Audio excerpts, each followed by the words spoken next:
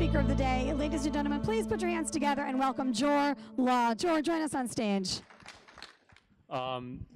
Let's just start really quickly by getting a show of hands just to see who's here. I know it's a blockchain law summit. I'm guessing there's going to be a lot of lawyers here, but who here is a lawyer?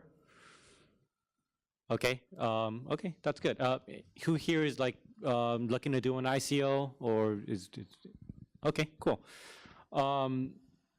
So the topic that I'm talking about is somewhat interesting. It's not fantastically interesting, but it garners a lot of debate. Recently in the LinkedIn groups and in Facebook groups, people have been fighting very heatedly about this topic.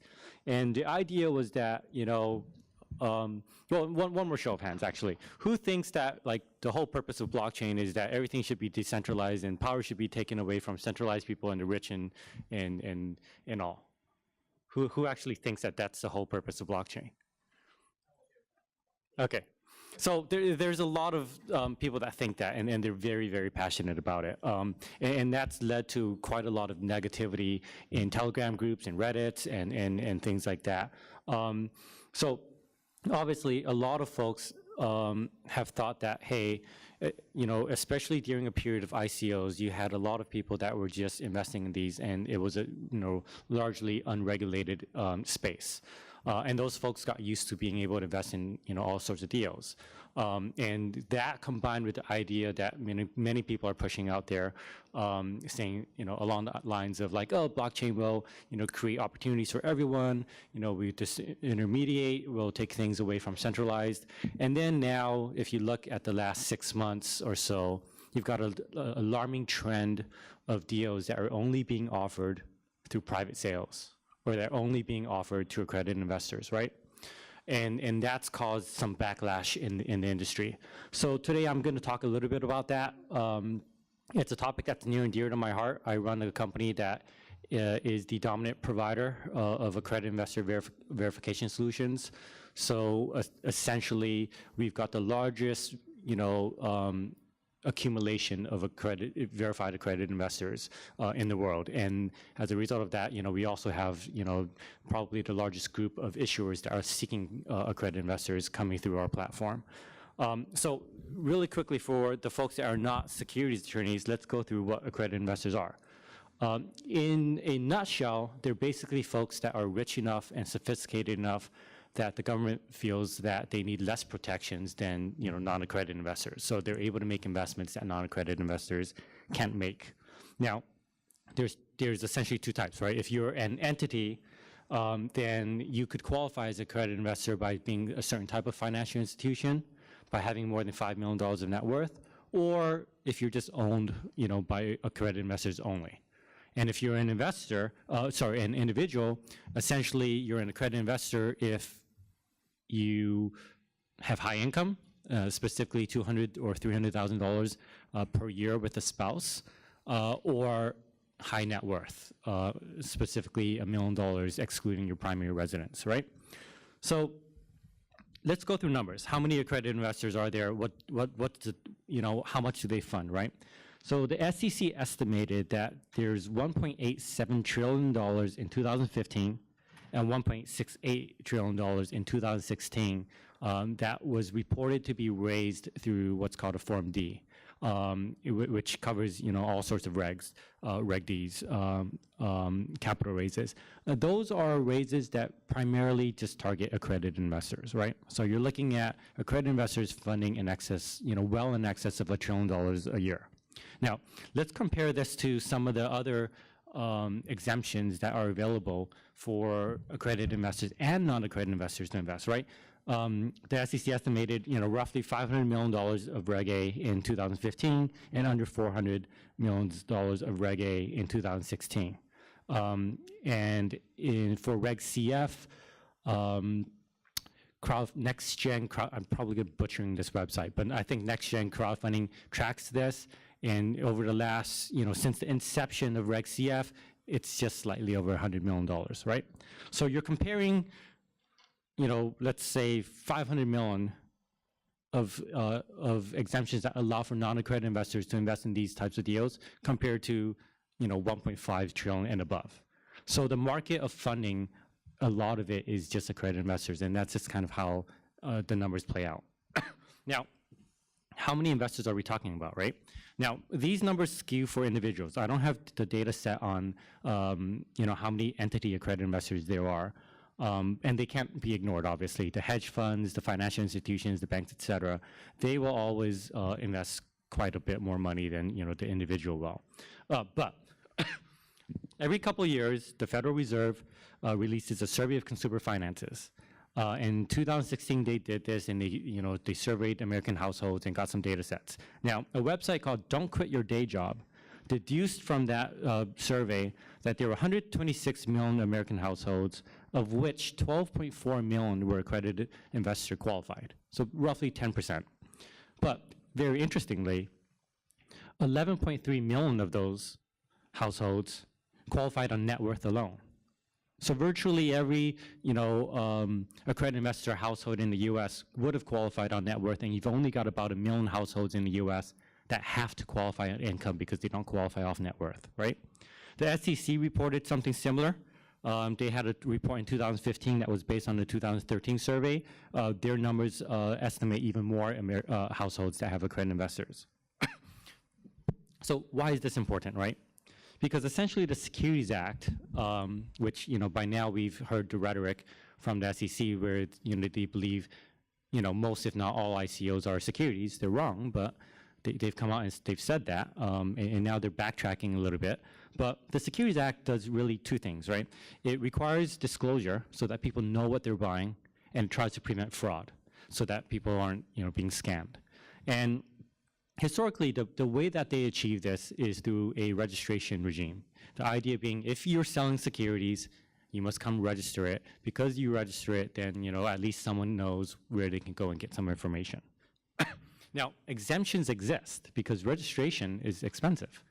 Costs a lot of money, takes a lot of time. So exemptions exist, and the most common exemptions require an analysis of what accredited investors are. Essentially, in fact, the SEC estimated, almost $2 trillion, right, in 2015. So let's talk about a little bit about what impacts those numbers, right? Let's talk about verification. You're an accredited investor if you are. Like, you don't have to prove it. Either you are or you're not, right?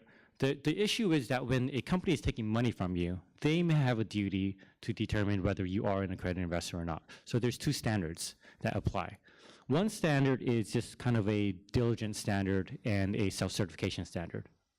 And that's where, the issuer might give you a questionnaire, ask you some questions, you check a few boxes, you fill in a few blanks, and based on that information, they'll make a determination of whether you're reasonably an accredited investor or not. And honestly, that's how most deals are still done. It's a 506B type of standard. In the ICO market, that's less common, only because if you're going to generally solicit your deals, you can't use a 506B standard. You've got to do a 506C standard, which is verification. And verification essentially means that you've actually got to prove that your investor is an accredited investor. They can't just tell you, oh, I made this income last year, I made this income the year before, I'm therefore accredited. You now have to kind of ask them for their tax returns, or ask them for their bank statements, or ask them for their appraisals, and determine that they actually are qualified as accredited investors. Now, why is this important, right? It's important because, honestly, we've seen the stats, right? 10% of American households are accredited investors. Under a diligence regime, the 506B regime, the number is actually higher because people lie all the time. So the accredited investors for a 506B deal will be more than the actual number of accredited investors exist in real life. And the flip side is true. The number of accredited investors that exist for a 506 deal that have to prove it is always less than what the actual number is, because frankly, it's a pain in the butt to verify that you are an accredited investor, and a lot of people might choose to drop out of that. The hope when you're choosing a generally solicited deal that requires verification is that you will always be able to get more investors because you're able to advertise than you lose because you're unwilling to go through the process. For ICOs that are generally soliciting marketing, you kind of had no choice. You would have to go towards some sort of general solicitation regime.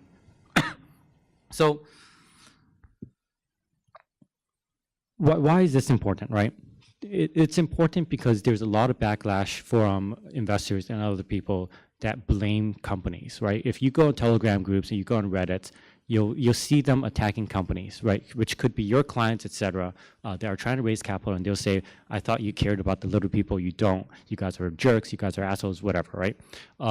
You know, that sort of thing comes up. It's important to let the industry understand that companies are choosing this path not because they want to exclude the little investor. It's just because the laws are not convenient to accept them, right? You know, Verify Investor, you know, I don't think a single ICO that's ever used, you know, Verify Investor that's talked to us, any issuer, has ever come and said, man, it's great. We're really happy that we can't take 90% of the American, you know, population. Like, this is fantastic. We love this. Like, all of them want everybody to be able to participate, especially because they want that secondary market to be there. They want those investors to kind of form the basis of their entire ecosystem. And when you're limiting your ecosystem to the top 10% of, you know, the American public, and I don't know what the percentage is worldwide, it's not the ecosystem that they all wanted, right? So this is important, I think, to understand that, you know, people aren't purposely excluding investors, and that's a message that both investors have to hear and lawmakers have to hear. We need to make some changes. There is some hope, right? And just up until a few years ago, non-accredited investors couldn't never participate in things like this, right? But in 2012, President Obama signed the Jobs Act, and over the course of the next few years, laws passed that allowed non-accredited investors to actually invest. So we're already taking a step toward the right, you know, right path. I think the purpose of this talk really is to kind of get a few points. You know, first is don't blame the issuers. Second is be proactive in trying to encourage investors and encourage the industry to talk to lawmakers to you know, further relax laws. You know, over a period of time, I do think the laws will get relaxed. I think non-accredited investors will be able to invest more with less limitations and less burden. But a lot of it is that this industry goes nowhere, I think. You know, if you get a lot of people that suddenly write to their congressmen saying we lost all our money in a scam, right? That's what the laws are there to protect, and you can, you know, believe that or not, but essentially I think that until we get, as a culture, kind of get into an investment culture and we educate people to make investment decisions, you're always going to have this need where government or lawmakers feel that we got to protect, you know, the people that don't know what they're doing. And maybe those people don't want that protection, but you're always going to have lawmakers feel that need. So the last thing I think would be, you know, just try to foster a culture of education and investment. And I think with those things, we'll start seeing a path in the future where non-accredited investors will be able to participate a little bit more. That's all I have for prepared remarks. I don't know if there are going to be questions, but if anyone has questions, please go ahead. wait for the mic.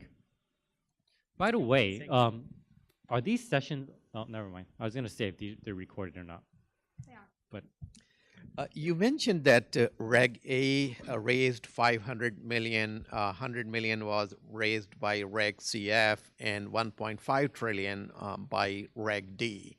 And are we comparing apples to apples? Because all the hedge funds generally go to Reg D, accredited investors. So while none of the hedge funds are these would go to Reg A and Reg CF. So is this comparison apples to apples comparison? You're right. It's not exactly. I do think that maybe 2 years ago, the SEC did release a study when they were determining whether they should change the definition of accredited investors.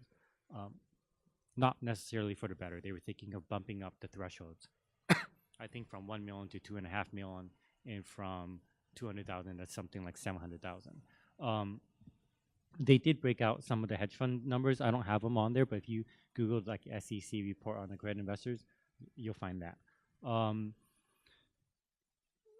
You know, some hedge funds are now kind of using some of the other methods. I think perhaps a better measure would be, specifically how many was done in 506C, and I think 506C was in the billions as well, tens of billions. So, so certainly magnitudes larger than Reg A and Reg CF as well.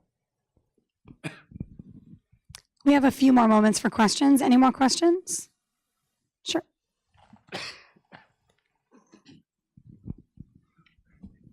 So you mentioned the elimination of the accredited investor requirement for ICOs or something, the possibility of that. How likely do you feel it's either the elimination of that accreditation requirement or the reduction of the, like say it goes from 200,000 to 100,000 or whatever the net worth? Mean elimination. I meant more that it would be. I mean, maybe one day it gets eliminated, not anytime soon. But I think that, the Jobs Act is new. It just came out. There is a lot of industry backlash as to how functional some of them are. Reg CF lets you raise, about $1 million, but you got like a lot of, hoops to jump through. It's not worth $1 million. If that gets raised to $5 million and maybe they relax some things, if Reg A plus, list their limit from like $50 million to $150 million, something like that, you'll start seeing a lot more usage of these, exemptions. Look, I make more money verifying accredited investors than anybody else in the world. It's stupid. I lobby consistently to either eliminate that or at least make it easier. It's designed to protect investors. It doesn't protect investors. Like if the issuer is going to scam me, they're still going to be able to scam me. And then now, if anything, they have more information to scam me with. So I feel like it just is completely burdensome. It's annoying. And the laws did not think critically about how easy it would be to verify people, because sometimes it's like ridiculously onerous.